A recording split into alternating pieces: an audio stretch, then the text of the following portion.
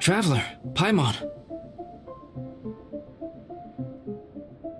Your faces say that perhaps you haven't turned up anything? We investigated all over the mountain, actually, but we didn't see anyone that looked like you or hear of anyone else meeting you. This is not unexpected. I haven't made much progress either. He appears to know that we are looking for him, and has opted to lie low for the time being.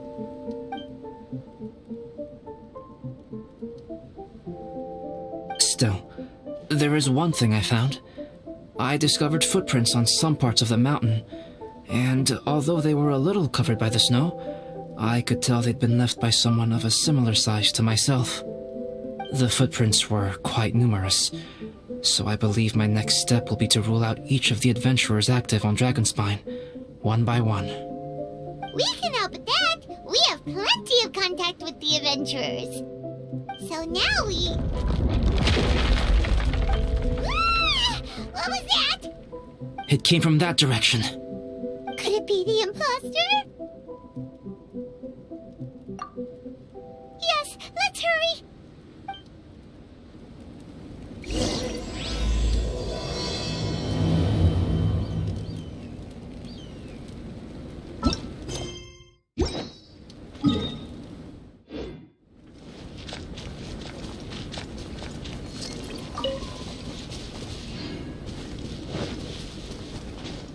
Time to go. Relax? And what are these boys also doing here?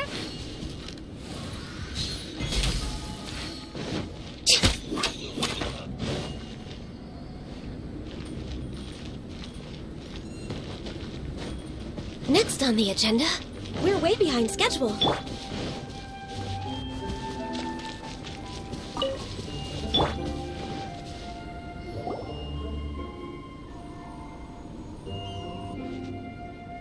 Hey, did you see that?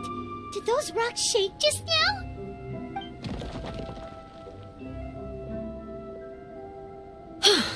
That was most unfortunate. What are you guys doing here?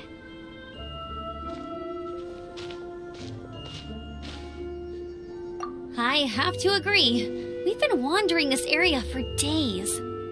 We ran into Pallet earlier. You know, the, kind of a reckless sort of guy. You know the one? Anyway, he said he was unlucky, so I gave him some adventuring survival tips. After that, he disappeared to rejoin the training camp. Wait. Are you saying that after all this time you still haven't made it back to the base camp? Well, as you can see... It was nothing really. We just hit a few landslides and snowdrifts and took a few downhill tumbles. You know the deal. They sound like unforgettable life events to me. Anyway, you're correct. We haven't made it to the base camp yet. We have had extraordinarily poor luck over the last few days. Almost as if a sinister force has been trying to thwart our every move. Fortunately, I made advance arrangements for Gerald to remain in a safe location and conduct some basic physical training exercises. I'm sorry. I'm the one to blame for all this. I've always had bad luck and it always rubs off on everyone around me. Sorry to create so much extra trouble for everyone. I don't know what to say. Maybe this is the awesome power of fate. The scary kind, I mean. I agree. Yep, we're just used to it now. Besides, it's not like we have the most amazing luck ourselves. Really? I think you guys have way better luck than I do. Well, what can we do about that? Oh, Paimon knows! How about Paimon share some of her luck with you? You're welcome to a bit of mine, too. Although if the last few days are anything to go by, it seems in pretty short supply at the moment. You guys. Oh, thanks. With a little luck from everyone combined, we'll make it down this mountain for sure. Yeah, you bet! Let me flip a treasure hoarder insignia to test it out. Alright, it's tails! The opposite of what I guessed! So you can predict your fortune this way? But why are you so happy that you got it wrong? It has two sides, so there's a 50-50 chance of me getting it correct. Luck all comes down to probability, too. So as long as I use up all the bad luck, everything else will go smoothly. Guessing wrong when I flip an insignia is one way to use up some of the bad luck. So the probability of having some good luck in the near future just got a little higher. Hey, he's making no sense at all. Why aren't you calling him out? Guys, I guessed wrong in my insignia flip, which means we should be able to make it back to camp. Paimon's not sure that's how it works. Let me try. It's this way, right? Oh! Ow! My butt! What is this shard of ice doing here? What? How truly miraculous. This is a miracle of misfortune. I don't usually believe in luck, but Bennett makes the best case for it I've ever seen. Amber, if you are ever required to partner with Bennett in your future work and you encounter anything like this again, do not take any rash action. Wait for me and I will come to support you. Huh? Yes, of course. Now that you mention it, I do feel a little tired. Trekking in the mountains has a way of wearing you out. Well, since everyone is tired, why not take a rest in my camp? Paimon's so sleepy. A nice bowl of hot soup and a good sleep would sure be welcome right now. Suddenly, I'm kind of sleepy too. Amber will fall asleep in the snow if we keep going much longer. Come on, let's move. We shall head to Albedo's camp and get some rest, take stock of our supplies, and decide how to get off this mountain.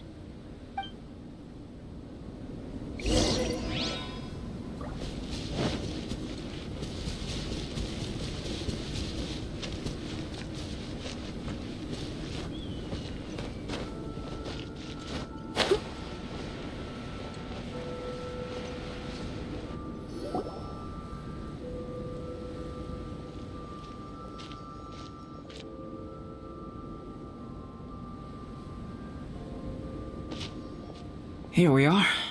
Make yourselves comfortable.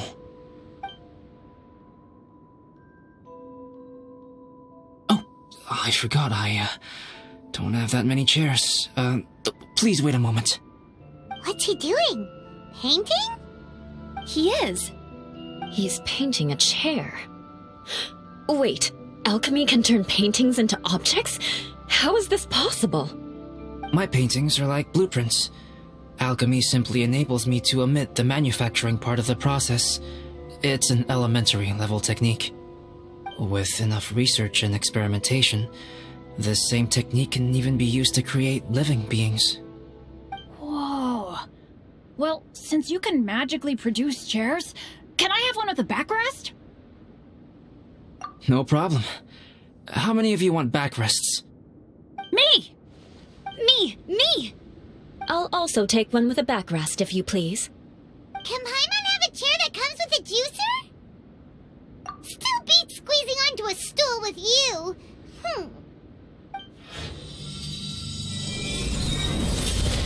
Cool, we have chairs now! This is so comfortable!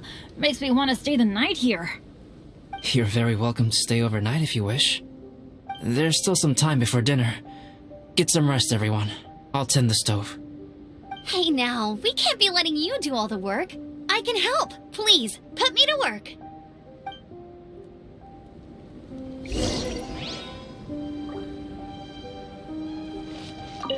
I wonder if there's anything I could do to help out. Oh, you mean Gerald? I heard that Eula developed a whole training program for him. He might be new, but I bet he'll improve pretty quickly with a mentor like that. I feel bad. It's hard knowing that I've been causing so much trouble for everyone. Being a little unlucky is usually no big deal for me. But in a place like this, it makes me worry that something really bad might come of it. No, wait, I shouldn't have said that. I might have actually jinxed it now. You know me. Same old Bennett. Unlucky as ever. But as long as bad luck doesn't break me, I'll always get back up again. Especially on a cool adventure like this one. I gotta make the most of it. Sorry for dragging you guys into another situation. I didn't used to know any of these knights very well, but after spending some time with them on this trip, it's really opened my eyes to my own shortcomings. They're all so talented and kind. I have a lot to learn from them. Oh yeah, you gotta tell me sometime how you managed to make friends with so many talented people. Okay, cool. Make sure you eat plenty when dinner's ready.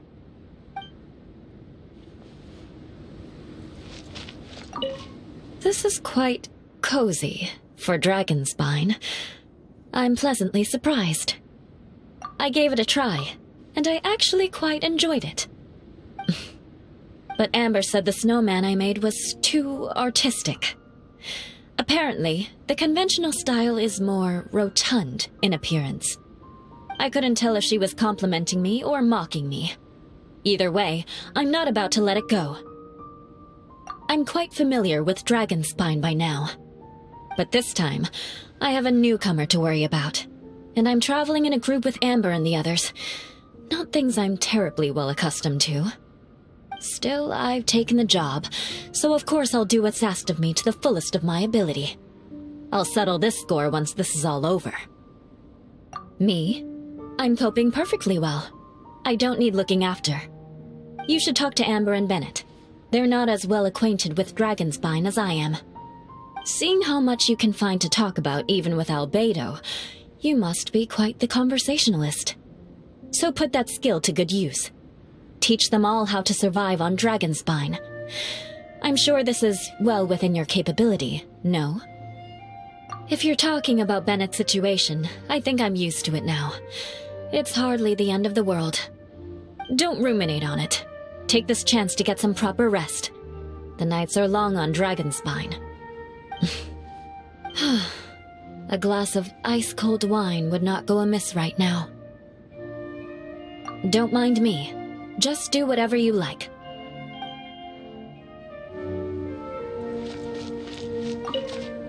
Oh, pace yourself. Dinner could be a while. I still have a few things to prepare. I hadn't expected you to be so interested in paint. I once tried grinding mist flowers into powder and mixing it with white paint to replicate the sparkle of snowflakes. The end result was quite satisfactory, but works that use this kind of paint need to be stored carefully. If you want to try it for yourself, I can help you. Even now, I don't believe I have fully grasped the nature of the threat that Dragonspine poses. But I will endeavor to keep you safe. That much you can trust in.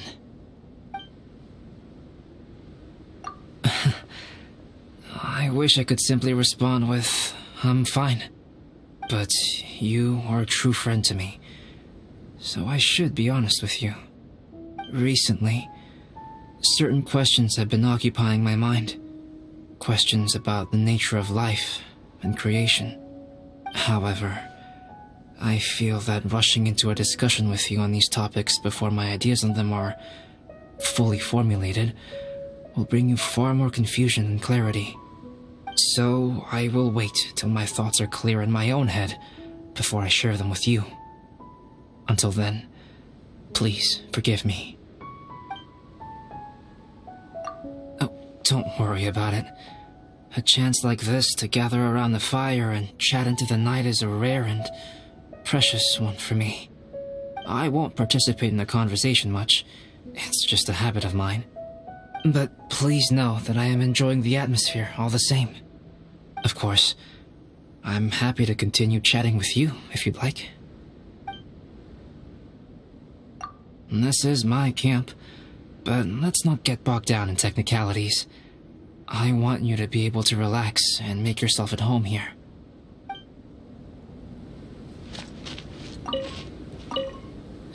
It's so nice and warm here.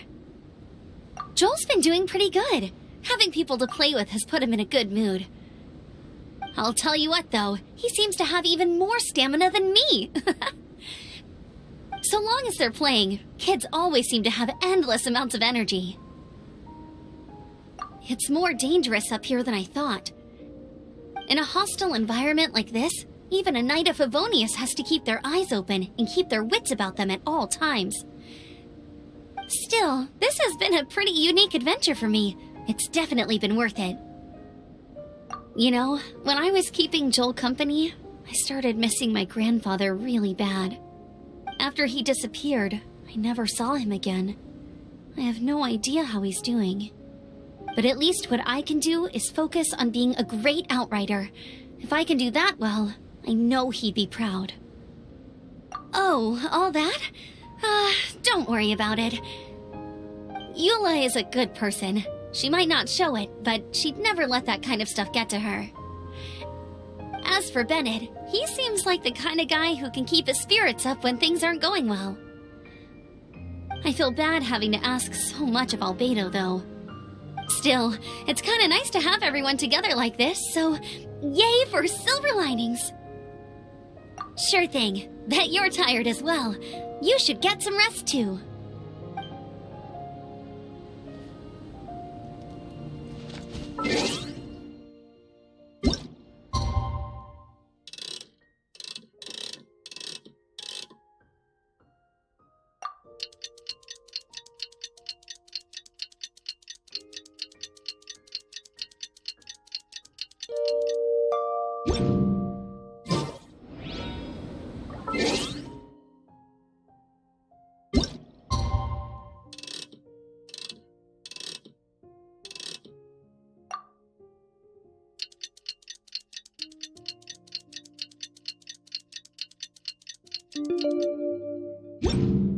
Leave it to me.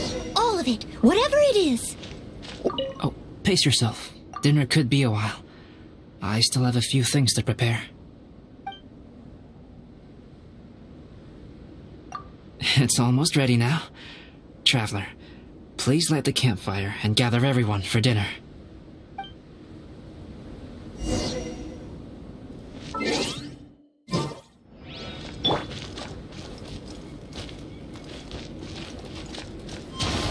Yay! Dinner's ready! Food's ready, everyone! Come on, let's eat! I made a few dishes based on some popular Mondstadt recipes. This is no good hunter, but there should be enough to go around. Please, help yourselves. Wow, smells great. Don't mind if I do. Wait, don't steal all the fried vegetables. Leave some for me. Hey!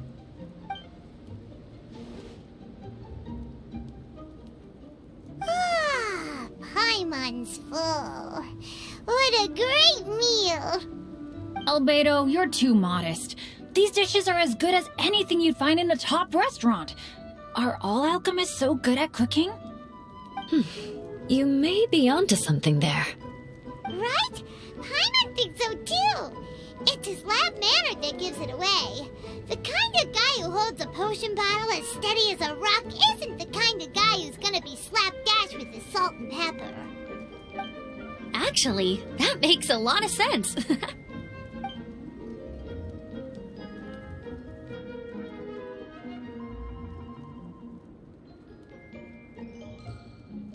I'm so sleepy after all that food.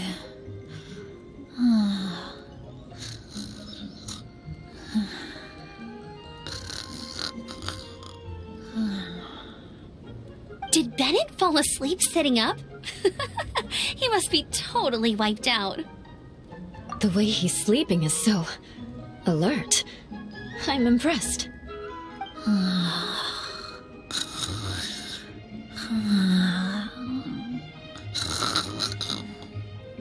He seems to be in a deep sleep. Ooh, Paimon wonders if he sleep talks. Oh, no, Dad, no apples for me. I want sticky honey roast and fisherman's toast. Sticky honey roast. That's your favorite, isn't it, Amber? Sure is. Give me a sticky honey roast from Good Hunter any day. I used to take Eula to Good Hunter a lot back when we first met. Before long, Sarah would start cooking our usual orders as soon as she saw us coming. She said we ordered the same thing so often that it was practically muscle memory by that point. She also said that if everyone in Mondstadt ordered like we do, her job would be so much easier. All she'd have to do is memorize everyone's favorites. Always eating together. Aww, it's nice that you two are so close. The Traveler and Paimon always eat together too. It's a sure sign of true friendship. Two people simply sharing a meal says nothing either way about the relationship between them. That depends if it's a one-off meal or a regular occurrence. Aha! Paimon just noticed something. Whenever Eula doesn't want to admit to something, she raises her chin or puts her hands on her hips.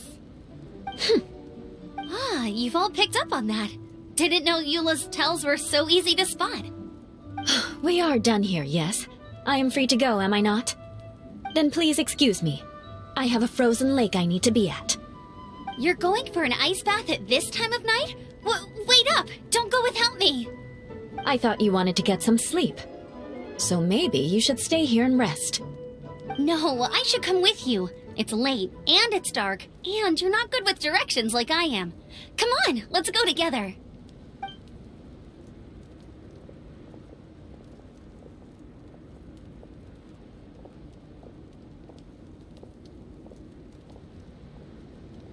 An ice bath?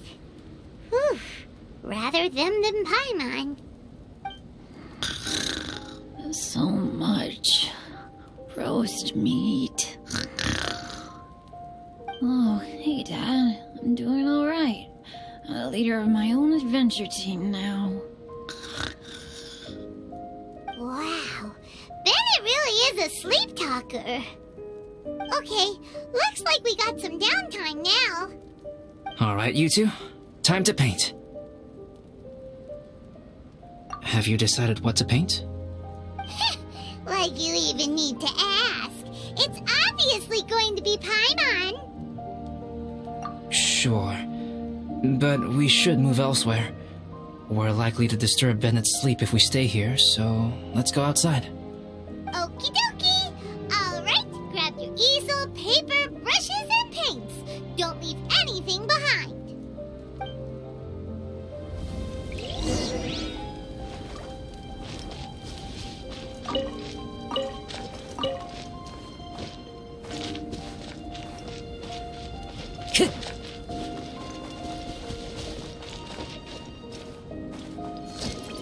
Into the wind!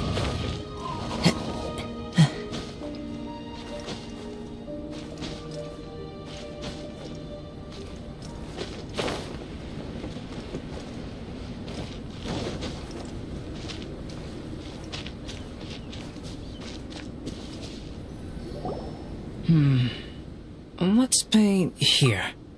Allow Paimon to adopt an elegant pose for your artistic reference.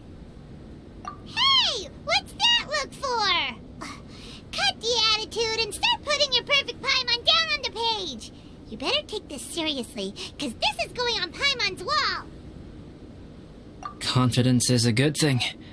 Those to whom it is endowed do well to flaunt it. I'm looking forward to the finished piece.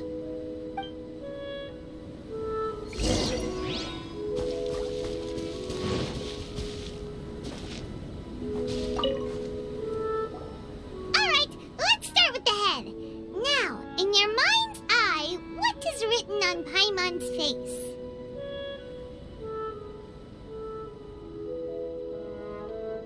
Huh? Is that how Paimon really looks to you? Okay, forget it. We can come back to that. Let's move on to the body. Come on, paint what you see when you look at Paimon. Paimon's starting to feel like this is not going to turn out so great. Now Paimon's getting nervous. Let me see. Let Paimon see. What is this?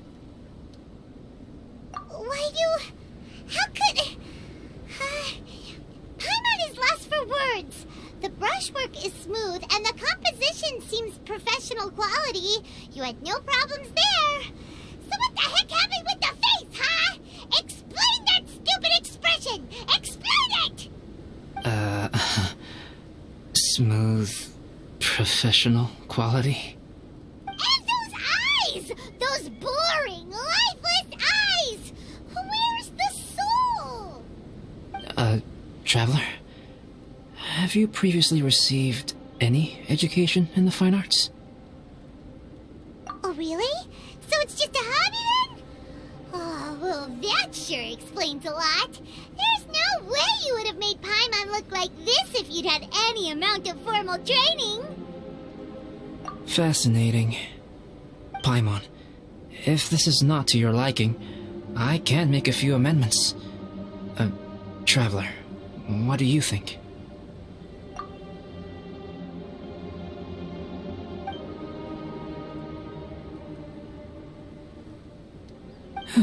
All right then. Paimon, is this better? It's a total ground-up overhaul, that's what it is! It's so pretty! Is that really what Paimon looks like? Adding flourish to the finished piece is an essential component of what makes art... art. This is not to say that you differ from the painting on a fundamental level, rather that the real you and the you in the painting present two different styles of beauty. You remain the core reference point for the painting. So, Paimon, you can put your misgivings aside and hang this painting wherever you like. Wow! Thanks, Albedo. Oh, I merely added a flourish here and there. You should be thanking the traveler. In truth, ground-up overhaul is more or less an accurate description. The more Paimon looks at it, the more she likes it. Great! Paimon has a portrait painting. Paimon's gonna show this off to everyone. It's nothing. I can paint you next time, if you'd like. You can hang it in your home as a souvenir. I rarely entertain so many guests at my camp. It's lively. A little noisy, even. But I don't dislike it. Liveliness is a rare thing here on Dragonspine. Ah, it's a new day. Let's go meet up with everyone.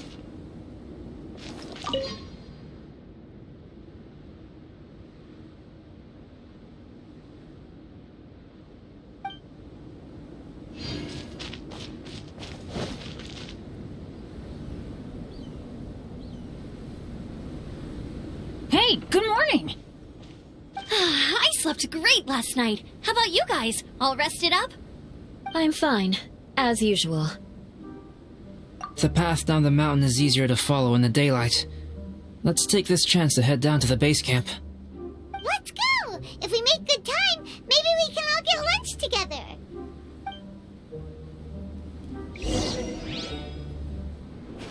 I flipped another insignia just outside the camp. Wrong again! So your bad luck is all used up.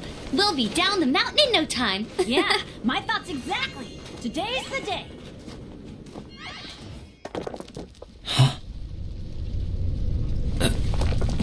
Oh no! Avalanche! Look out!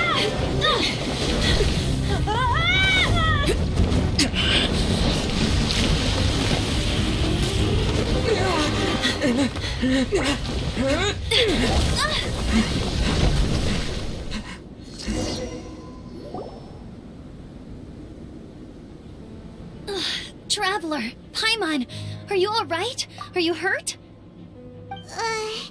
Paimon's fine. Oh, that's good. My arm got a little scratched up, but it's nothing serious. I'm okay, but I don't see the other two. I'm afraid the avalanche may have pushed them off the cliff. They fell down? They'll be okay though, right? I think they're both robust enough to survive the fall. But if the falling debris knocked them unconscious, and they're lying there in the freezing cold, We have to get down there and rescue them. Immediately. Okay, let's move. Hang in there, guys.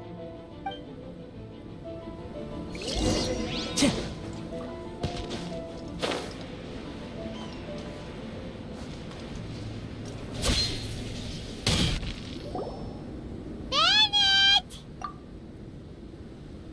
Bennett, are you okay? Shout if you can hear me! Bennett! A voice. Over there. Bennett, is that you? Guys, I'm over here. Are you alright? Are you hurt? Let me check. I'm a little dizzy, but I'm not in any pain. I don't think I'm injured. Thank goodness. Scared the life out of me. If you're dizzy, sit and rest for a while. It's fine, really. This kind of thing happens all the time. I'll be fine. Thank you. Wait, where's Albedo? Isn't he with you guys? We thought he fell off the cliff with you. He still hasn't shown up? We found Bennett here, so Albedo can't be far away. Keep searching this area. Got it.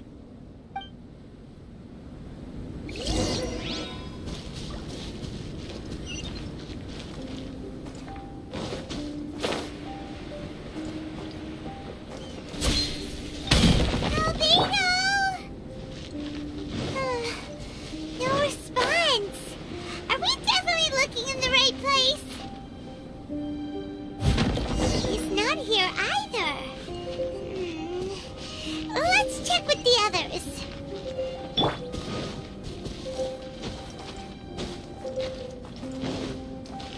Time to go.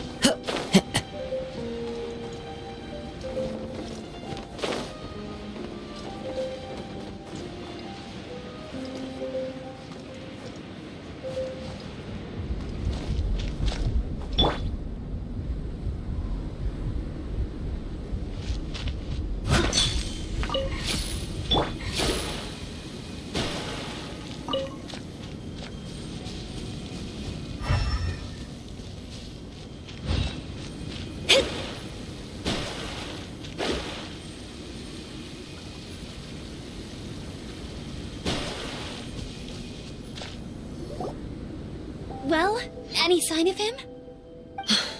Not a trace. Nothing from me either. Strange. We didn't have any luck either. Where could he have gone? Everyone! Ah! Albedo!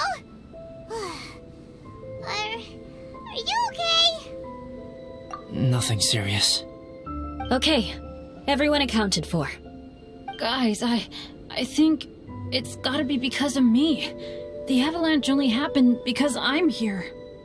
I guess flipping a treasure hoarder insignia isn't gonna change my luck after all. No wonder no one wants to go adventuring with me. I'm so sorry. Don't say that. I'm hardly the lucky type myself, so I'm not about to go blaming every little thing that goes wrong on you. Exactly. Besides, Dragonspine is a dangerous place. Avalanches literally come with the territory. Bad luck has nothing to do with it, okay? Traveler, what's wrong? Your face looks... Oh no, did you get hit on the head? Phew. Everyone, the incident is behind us now. We should keep moving. Why do I feel that Dragonspine has become more dangerous than it used to be? I hope it's just my imagination. Our top priority now is to get off the mountain and regroup with the adventurers. Whatever further dangers this mountain has to throw at us, we must face them together. Agreed. Guys, keep your eyes peeled and watch your step. Careful does it.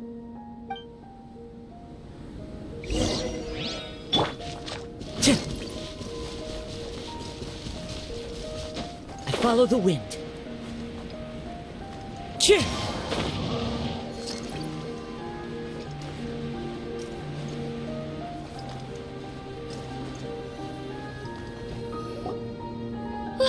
We've been heading in the right direction for a good length of time now. We must be getting close. I can feel it. Victory is in sight! Hooray! As soon as we get to base camp, Paimon wants a bowl of hot soup and some barbecued meat. I hope we can all get there safely. No more incidents, please.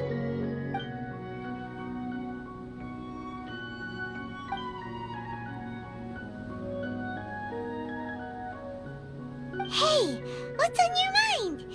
You seem a little distracted. Something's up, isn't it? Are you hungry? Cold? Shall Paimon hug your head to warm you up? I don't think I've spent so much time on Dragonspine before. It sure is cold, but the view is amazing. Isn't it, Eula? Eula? Sorry, I wasn't listening. What did you say? I was just thinking. Whenever I've met up with you at Dragonspine in the past, we always stick to the same few spots. It's much more vast and beautiful here than I realized. If it were a little warmer and a little safer, I bet this place would be bustling with visitors.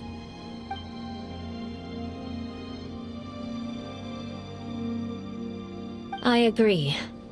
People are put off by the cold and have an aversion to danger. They don't realize that there's much to explore beneath the icy exterior, if you were willing to spend the time and energy. Albedo, is this the way down? Yes. I think there are several routes in this area. Does the path fork off here? It looks like it does. But maybe it doesn't. My head's still a little fuzzy from the impact. I'm kinda dizzy too. I keep thinking things are swaying a little. Maybe I'm just hungry. Either path will work for us. The smaller trail is less worn and harder to see, but it's also shorter. Since everyone is weary, I suggest we take the shortcut. Follow me.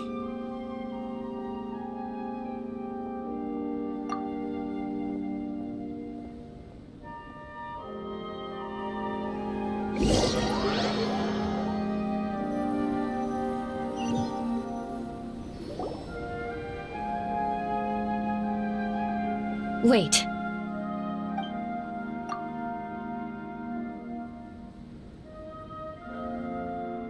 Bennett and Amber don't look well. Can we take a break? We can continue once their conditions have improved. Ugh. Now that you mention it. Huh? You hit your head earlier, didn't you? Oh, you noticed. Are you sure it's worth holding everyone up over a little thing like this? No problem at all. Health and safety always come first. Okay. Sorry for this. Thank you. Yeah. Thank you.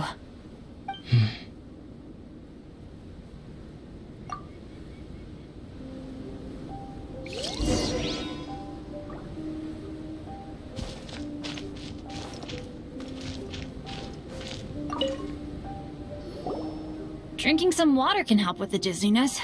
Oh, and lying flat on your back helps too. Thank you, Bennett. Seems like you really know your stuff.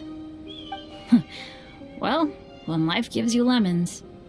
Bennett, weren't you feeling dizzy too? Stop pushing yourselves, both of you. Get some rest. We'll continue when you've gathered your energy. Eula might come off as a little frosty, but she takes caring for her friends super seriously, more than anyone else I know. Every time I see that look on her face, I'm just like, stop staring at me!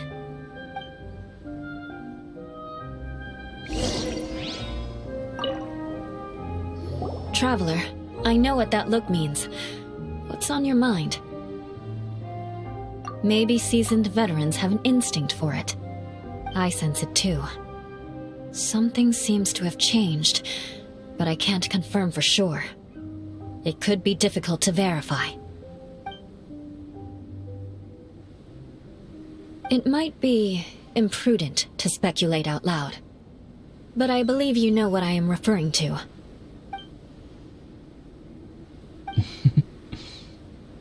Traveler, I think... you...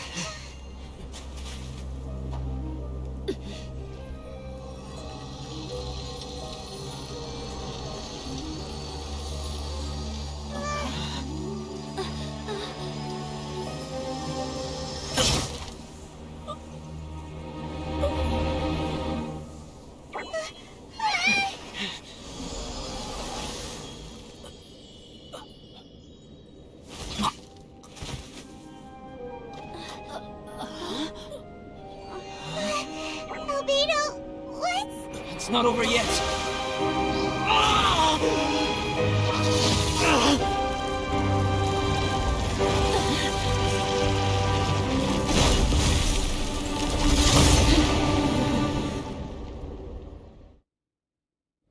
Brace yourselves. This'll be a challenge. Stay back! I'm going to cut this weed down to size!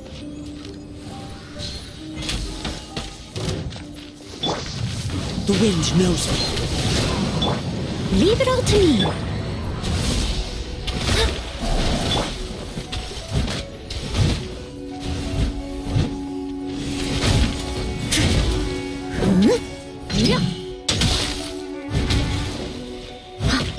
Let me scry. Into the wind. The wind knows me. Time to go.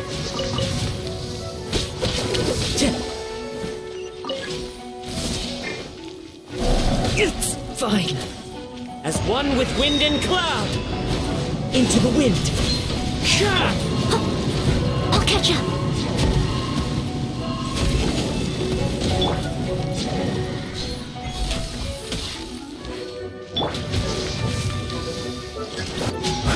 I must leave no stone unturned.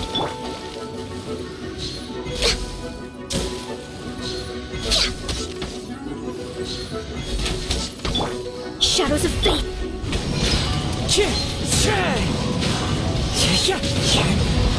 No touching.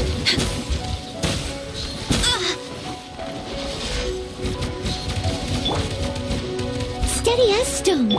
Fate is upon you. The wind knows me. Access denied. Fallen leaves adorn my nut. All hail. Yeah.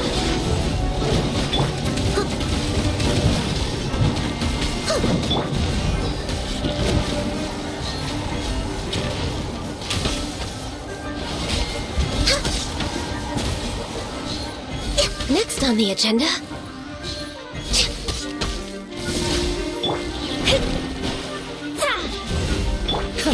Not bad. Into the wind. I must leave no stone unturned.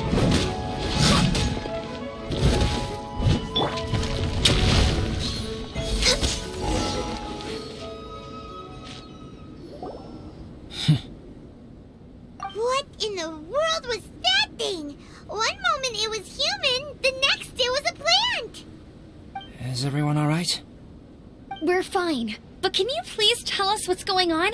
I don't understand. I take it this monster is whom I had the pleasure of meeting last time. Correct. As you might have guessed, this is a mutated whopper flower. An extremely rare kind. But can whopper flowers turn into humans? Not typically, but conditions on Dragonspine are far from typical. Perhaps the dragon's blood seeped into the land, then was passed to the monsters via the ley lines, accelerating their rate of mutation. How could that happen? This mountain is home to the remains of Durin, the venomous dragon. If there is anywhere in the world one might expect life to do unfathomable things, it would most likely be here. Durin was an artificially created life form. Its existence is nothing short of a miracle, and proof of countless possibilities. In other words, this mountain we stand on is a cradle of life's profoundest mysteries. A vast and terrifying hotbed of possibilities.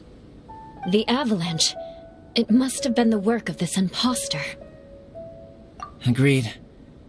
All the other troubles you faced on the way down could also have been its handiwork. My guess is that it was targeting everyone that I've had contact with. Right, I forgot all about that. It's not inconceivable. But what was its purpose? Was it just trying to get rid of us? I have a preliminary hypothesis on this.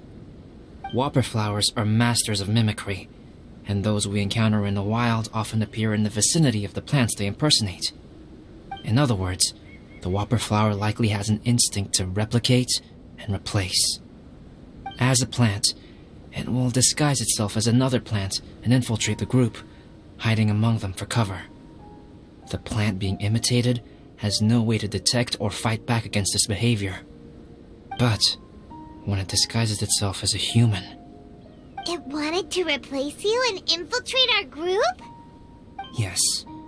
Maybe it created the avalanche to get rid of us. I predicted this eventuality, so I availed myself of the avalanche to hide and lure it out. It was watching us the whole time, and when it saw that I had disappeared, its instinct was to take my place. At that point, its disguise was complete, and its next move was to hunt its prey. Yes, that's exactly how whopper flowers operate. So when it approached and attacked Joel, what was that? A trial run? Perhaps. Or maybe it enjoyed posing as a human, and wanted to experience what it felt like to be human. We're fortunate to have discovered it in time. I think the Traveler was the first person other than Albedo to notice something was wrong. Traveler, how could you tell the real me and my imposter apart? I want to know too. I had no idea the other guy was an imposter. They looked exactly the same to me. I see. It goes to show how difficult it is to impersonate a human. This mutant whopper flower tried its best to replicate the original exactly, but still managed to miss some details. Unbelievable. To think that Dragonspine creates such terrifying possibilities.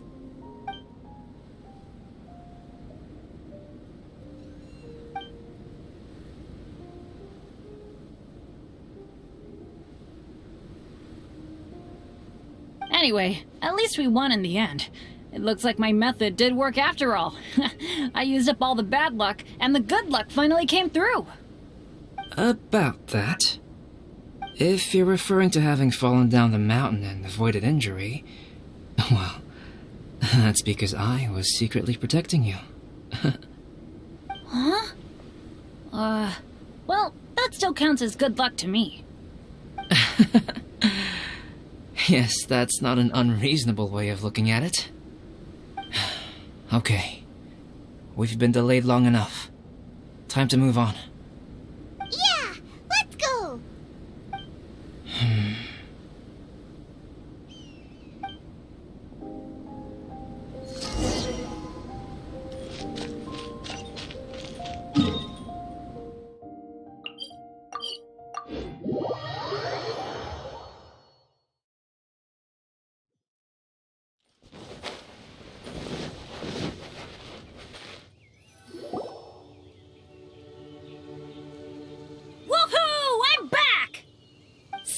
Doesn't seem to be here. He must have headed up the mountain. Let's wait for him here. Amber, are you feeling better? Yep, all good now. Nothing to worry about. I don't know what I'd do without you guys. If not for you, I'd probably still be locked up in that cage. I really want to thank you all properly, but I can't think how at the moment. Huh? You must be pretty used to being on the receiving end of people's kindness by now, though, surely. You probably need it often enough given your situation. Come on, don't put it like that. Sure, plenty of people have shown me kindness before, but that doesn't mean I will ever take it for granted. No matter how many times people help me out in life, I will never forget any of them. Well, instead of repaying those who helped you, perhaps you could help others yourself. Everyone meets others in need from time to time. By choosing to be there for them, you're passing the kindness you received onto others. Yep, you're right. That's what I've always tried to do, and will always continue to do. Right. And when Cyrus gets back, I'll find some way to help him out too. This has been quite an eventful day. Yeah, it has. It's really hit me how tired I am now that I've started to relax. I need to rest. Everyone, please excuse me for a while. Yeah, I need to get some water and maybe a piece of fruit. Once I'm rested up, I need to get back to being an instructor again. Well, it looks like the curse of the mountaineers who couldn't get off the mountain is finally broken. Feels like an action-packed chapter has come to a close. Shall we find somewhere to rest and chat too? Why not? Then, please, come with me. You sensed something too, didn't you? Then let's go. Huh? Are you going back to your camp again? Paimon thought maybe we could talk here. Okay. Might as well come with you. Good. Shall we set off right away?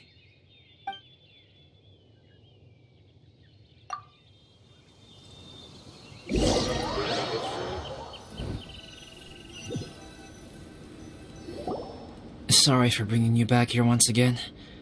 Some topics are best discussed in private. Is this about the imposter? That's right. I have to say, Traveler, I'm very surprised you noticed the difference between me and the imposter. Yes, this mark. Perhaps it's where it all began. Ooh, sounds like the beginning of a big story. Keep going. Well, I can't deny that what I'm about to say does sound like something from a children's storybook. So, what do you think this diamond-shaped mark means? A tattoo? A crest? Something else? No. Consider it a birthmark. Have you ever seen an intricate glass ornament and wondered how it was made? Well, one method for crafting with glass is a technique known as glass blowing. Glass blowing is not a widely known art in Teyvat. For this reason, glassware made in this way is usually very expensive. As the name implies, glass blowing involves blowing air into a hole, much like blowing up a balloon. This type of glassware is known for having a pontal mark at the point where the blowpipe was inserted, where the hole was sealed at the very end. This mark is a sign that the item was crafted by a human hand. Sounds kind of amazing. It is a wondrous and beautiful art form. Alice says that these marks are seen as proof of the maker's fine handiwork, the only flaw in an otherwise perfect work of art. My mark is something similar to this. The difference between synthetic and natural life lies in the directional flow of the life force. The energy of a natural life form flows out from within. That's why flower buds bloom and curled leaves unfold. And it's the very reason we watch and wonder at blossoming flowers. Creating life artificially, on the other hand, involves, to a certain extent, the introduction of an external source of energy into the embryonic life form. When the hole where the life force was infused is sealed at the end, it leaves a mark not dissimilar to the pontal mark in blown glasswares.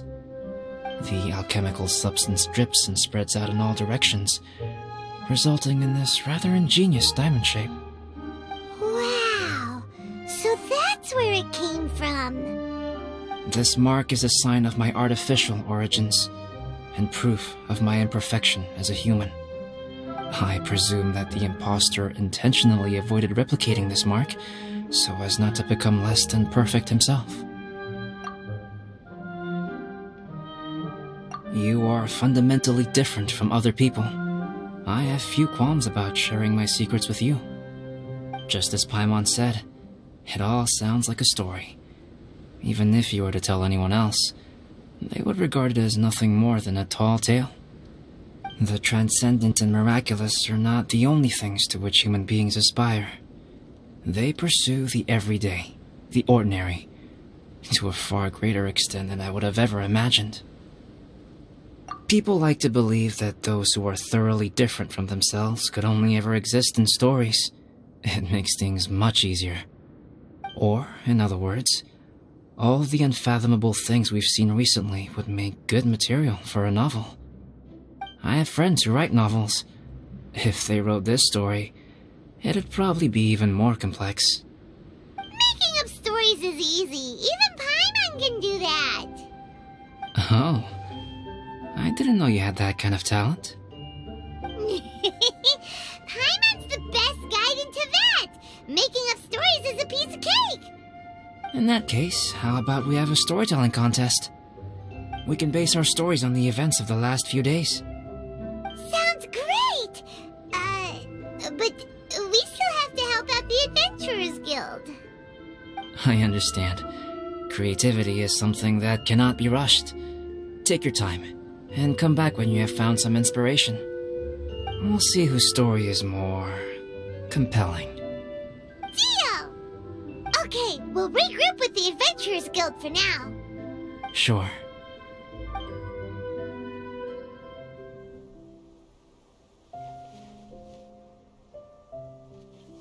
My story. Yes, I should have known. Master's failed specimen in the dragon's belly. This is where the story truly begins.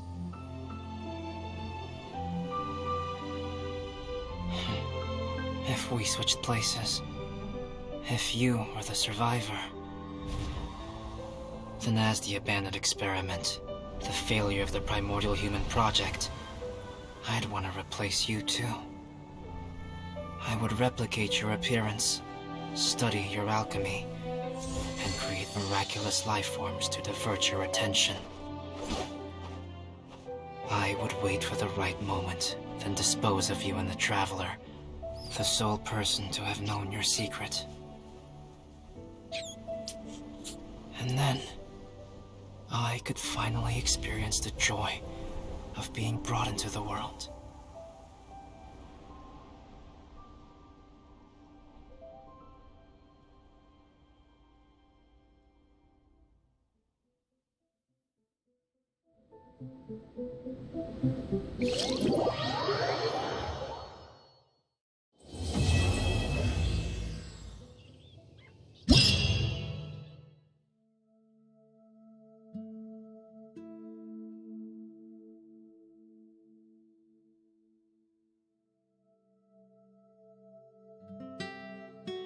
Guess what?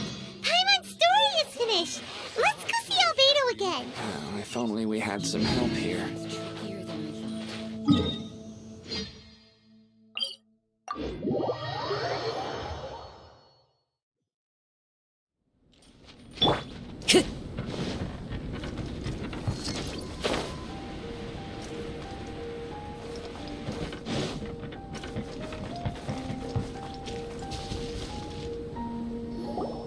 Albedo! Traveler, Paimon. I suppose your story is ready. Yep. How about you? Do you need some more time? No need. I am also ready to tell my story. Paimon calls dibs. Paimon first! Please, go ahead. Okay, here goes. Once upon a time, there was an evil researcher who went into the mountains and did a crazy experiment on whopper flowers to transform their appearance. After a lot of pain and suffering, the whopper flowers finally took on a human form. Then they stood by the side of the mountain to wait for unsuspecting bypassers. To whoever spoke to them, they would ask some questions such as, Who am I? Who are you? If the bypasser got the wrong answer, the last sound they'd make would be a yelp before the Whopper Flower ate them alive in one bite. Ooh, truly frightening. What the?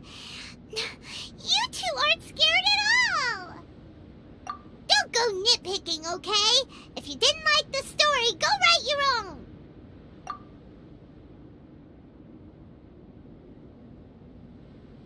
In other words, the Whopper Flowers would ambush and then completely replace their victims. And then what? Go back to where the person lives? Enter their home? Eat their whole family? Ah! Paimon made up this story, but now Paimon's the one who's scared by it. It's a good story. Oh, may I write it down? I may bring it up in future conversations. What for? Just to scare people with? Yes. You've got a real mean streak, Albedo. Mine is a little longer than yours. It starts with an alchemist. A great alchemist once created Subject 1. Subject 1 was her proudest achievement, and successfully blended into human society. No one ever would have thought that this friend of theirs was in fact a synthetic human. However, unbeknownst to Subject 1, the alchemist had tried the same experiment many times before he had come into being. Some of the rejects from failed experiments had been discarded, but had not died. Subject 2 was one such failed experiment. He was swallowed by a great dragon that came to rest upon a snow-swept mountain. Many years later, he was resurrected by the dragon's mysterious power. He saw all kinds of people on the mountain, including Subject 1, who had somehow miraculously blended in among them. Never in Subject 2's wildest imagination had he thought it possible for experimental life forms such as they to deceive everyone so successfully. He saw the way humans accepted Subject 1 as a friend, witnessed their affection as they addressed him by name. This was what Subject 2 wanted. Now, all that Subject 2 desired was to replace Subject 1 and take the joy of his existence for himself. This is giving Paimon the chills. So scary. Subject 2 began to unfold his plan. He stole Subject 1's books and notes and studied all that Subject 1 had learned from the alchemist. Subject 2 was highly intelligent, and he learned quickly. He changed his face into an exact replica of Subject 1's face. Then, he found a plant with mimicry capabilities and transformed it using dragon blood and alchemy. And so, not only did Subject 2 transform his own appearance to perfectly match that of Subject 1, he also created a third entity, Subject 3. What? There's 3 of them now? But Subject 2 wanted to become a perfected human. So, he erased a mark on both his and Subject 3's necks. For these marks were symbols of imperfection. In my view, it was probably a subconscious act, an instinct. He so desperately craved to become a perfect human being that he forgot something. Human beings are defined by their flaws. Subject 2's plan was meticulously crafted. Subject 3 would draw Subject 1's attention. After Subject 1 disposed of Subject 3, he would assume the threat had now disappeared and would let his guard down. The next moment that Subject 1 was alone, Subject 2 would make his move. He would eliminate Subject 1 and become the only one remaining.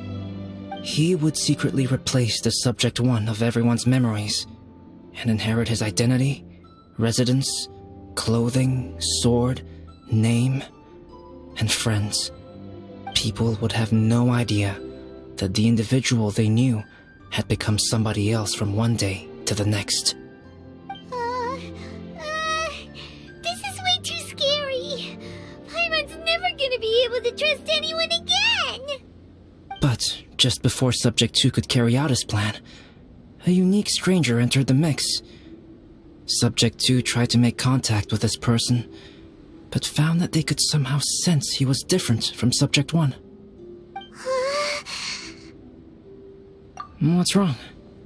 Are you scared? What happened then? What happened to the stranger? He became a new stage in Subject 2's plan.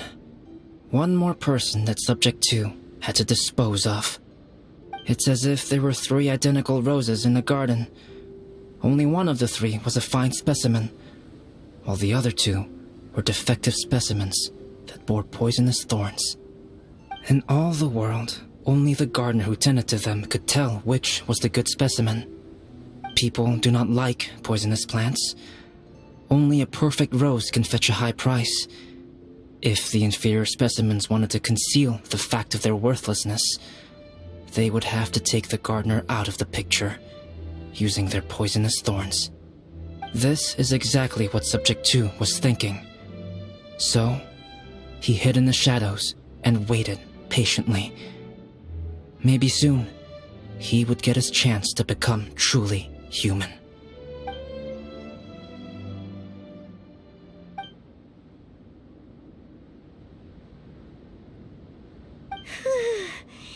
That was intense! So what happened after that? Did Subject 2's plan succeed? Paimon can't bear thinking about it! Fortunately, it is just a story. And even in this story, Subject 2 did not succeed. But you can never let your guard down on Dragonspine. Monsters mutated with Durin's power and blood are also creatures of Rhine-Daughter, just like me. You must beware of all such creatures. I'm glad to hear that. It's okay. I know what I am. You and I are both different, so there is no need for me to hide the truth from you. The only thing is that sometimes, when I think about how mighty the power of alchemy is, I feel so small. As beings who set foot in this world, how arrogant are we in desiring to control our destiny and in desiring to create? Is creation an arrogant act, traveler? If not, why do we call the ones that created us and control us gods? If it is, then what qualifies us to call ourselves creators? How far must we take our reverence and respect, and what purpose does it serve? Nothing special, but whenever I think about it, I feel a twinge of grief. Poor Albedo. Hello? Traveler, are you here?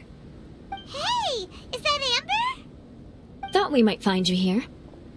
We're here to deliver a message from Cyrus. There's gonna be a big event down at the base camp, and they want you there too, Traveler. Winter camp is nearing its end. Apparently, even provisional instructors are required to attend. Looks like we need to go, Albedo. Bye for now. Then I won't keep you. I have some things to attend to here, so forgive me for not seeing you down. Don't worry about it. There have been no issues getting up and down the mountain recently. Is everyone ready? Let's not keep them waiting.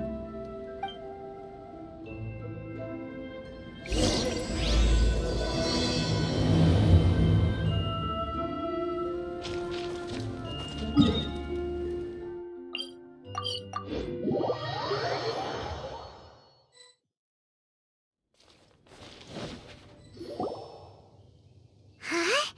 Who is this guy? Allow me to introduce Yozerv. He's Joel's father. Dad, this is that traveler I was telling you about. The traveler's helped me out loads in the past, and this time we even built a snowman together. Joel has told me everything about you. I can't thank you enough. Wow, this is amazing! Wait a second. Why is Cyrus discreetly wiping tears away? And what is Pallet doing here? Pallet is the hero of the hour this time. Go on, Pallet. Tell us what happened in your own words. Okay.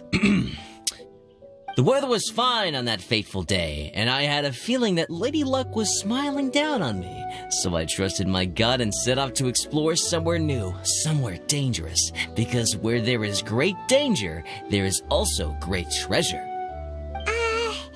Why does this sound so hard to believe? But I had only been away from the group for a short while when I fell down a slope and just started rolling. Uh-oh. Did my bad luck rub off on him when we ran into each other on the mountain? The place I fell to was somewhere I didn't recognize, and I'd sustained a few injuries. I remember thinking to myself, this is the worst luck I've ever had in my whole life. Then I met Yoserv. He'd heard the sound of me falling and came out to see what was going on. Huh? Wow! So it was completely by chance then! I thought he must have been someone from the Adventurers Guild here for the event, but after a few words of conversation, it was clear that he was having memory problems. He didn't even know his own name. The temperature was freezing, and there was no time to deal with all that there and then, so I convinced him to come back to the camp with me and figure everything else out after we got there. We got back to the camp, ran into Joel, and the moment he saw him, he froze for a second with this completely stunned expression on his face, and then he started crying out, "Dad! Dad!" That's when Yoserv suddenly started to remember. My memory has still not fully recovered, but Joel and his mother, they are the only ones that I will not, no, that I cannot forget. Daddy. Daddy's right here, Joel. Daddy's right here. Yoserv, don't you remember anything else at all? The poor princess? Feeding the foxes? I'm sorry. I have no recollection. Maybe it's because of the head trauma. I'm not sure. I woke up and found myself covered in blood. My things were gone, and there was nothing to indicate who I was or how I got there. I crawled into a cave and settled in for a slow recovery. After my legs and feet were a little better, my hunting skills were what kept me alive. Dad, I was so worried about you. I'm all right now, Joel. Oh, don't cry. Daddy's not going anywhere. I'm here to stay. Oh, this is good. This is good. You know what, though? I definitely think my luck got worse after running into Benin on that mountain. I knew it. I just... No. I just meant if it weren't for you, there's no way I ever would have run into Yoserv on a mountain this huge. Besides, we got back safely, didn't we? So don't blame yourself. Maybe sometimes miracles can only happen when you get just unlucky enough. Pallet. When did you become such a smooth talker, huh? Huh? Am I? I was just telling the truth. Oh, yeah. I want to say thank you to the Traveler, Uncle Cyrus, Auntie Eula, and Auntie Amber. Thanks, everyone. You all helped look after me, and I will always remember it. But I guess I can't take the snowman with me, or it'll melt once it leaves Dragonspine. It's such a shame. Oh, I can help with that. One moment. Huh? Eula? Here, take this. It's powdered rime. Just add it to your snowman, and it will never melt. Wow! Really? Oh, this is awesome! You're the best, Auntie Eula! Dad, I have an unmeltable snowman now! How cool is that? How can I ever repay you all? Thank you all. Thank you from the bottom of my heart. Dad, I want to go move the snowman. Can we do it now, please? Okay. I'll be leaving with Joel now. I'm sure I'll see you all another day. Very well, very well. It's time for Pallet and I to have another discussion concerning his breaches of adventurer discipline. Huh? But Cyrus, I think I kind of made up for my mistakes this time, you know? See you guys. Oh, I made this for you and Amber. Think of it as a winter souvenir. Aw, are you sure? This must be really important to you. Come on now, just take it. No need to make such a fuss. Wow! Now our snowman won't melt either! Great! You're welcome. Just keep it, that's all I ask. Amber and I have some business to attend to now. See you later. See you! Everyone's gone. Seems like they've all got their own stuff to do now. Oh! You know what?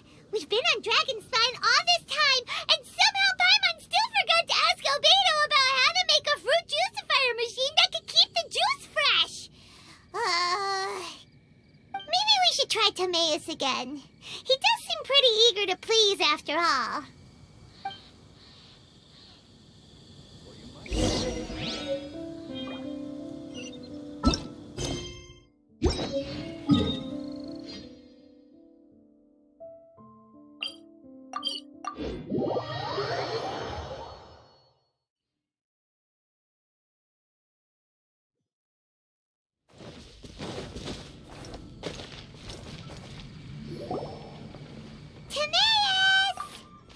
Traveler and Paimon, what can I do for you? Wait a minute. You've got that mischievous look on your face. Oh, you're not still thinking about that ridiculous juicer thing, are you? Timaeus, will you help us? Well, if the Traveler isn't really interested, then, yeah, maybe I'll give this one a pass. It's just the weirdest request ever. No, but Paimon's Sunsettias are gonna go to waste without it. In the time it would take me to research something like that, I could probably pick those Sunsettias again 10 times over. New research project, Timaeus?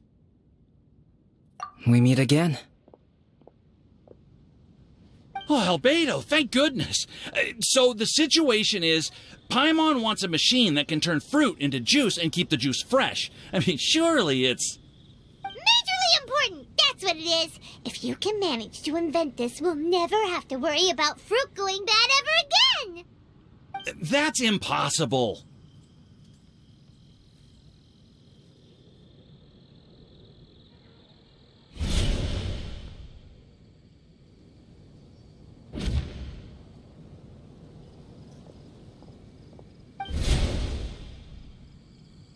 Turning fruit into juice is not hard, but keeping it fresh is more difficult. But if you simply want to keep the fruit from rotting, there are many ways to achieve this. Right, Traveler?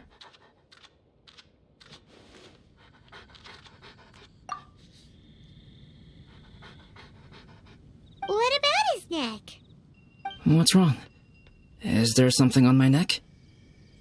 From the look on your face, it's as if you thought I just played a practical joke on you that was in exceedingly poor taste. Albedo, you were saying, how do you stop fruit from going bad? Well, one way would be to bury your fruit on Dragonspine, where the snow never melts all year round. But then Paimon won't be able to eat them! You could always live on Dragonspine. No, too cold for Paimon. Or you can give the fruit to me, and I would take it to Dragonspine for you. But since you don't like the cold, you'd have to send someone else to pick them up when you want them. This is where you come in, Traveler. Suddenly sounds a lot more feasible with other people doing all the work. Okay then, shall we go with that idea? Fruit buried on Dragonspine will stay fresh for much longer. However, it is also possible that the fruit will sprout and grow into fruit trees. Who knows? Maybe the next time you visit, it will have grown into an orchard. You can water the trees, add fertilizer, and when they finally bear fruit, you will have some fresh Sunsettias. No way! Then Paimon will have to be a gardener. That's not the goal here. Oh? Well, I don't think being a gardener is so bad.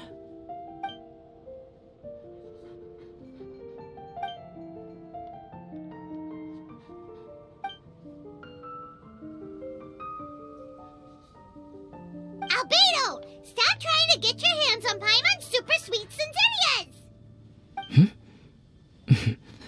It bothers you, does it? Of course it bothers Paimon! They are the rarest, super-duper sweetest Sensitias ever! And they're not for you! Okay, but they're just Sensitias. I think you're only so attached to them because you don't have much fruit of this quality in your possession. When someone's pockets are full and their spirit is fulfilled, they don't easily fall prey to this kind of yearning. Really?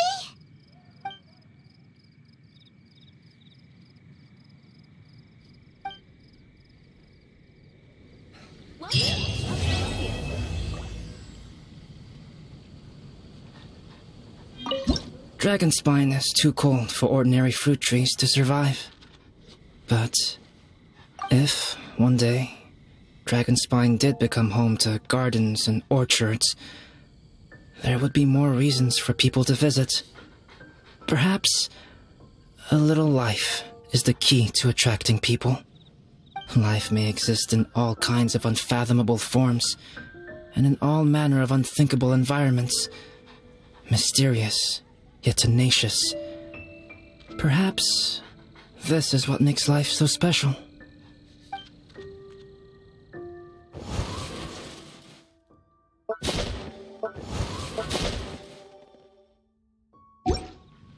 Ancient alchemy truly is fascinating. Wherever in this world I roam, I carry memories of my home. This blade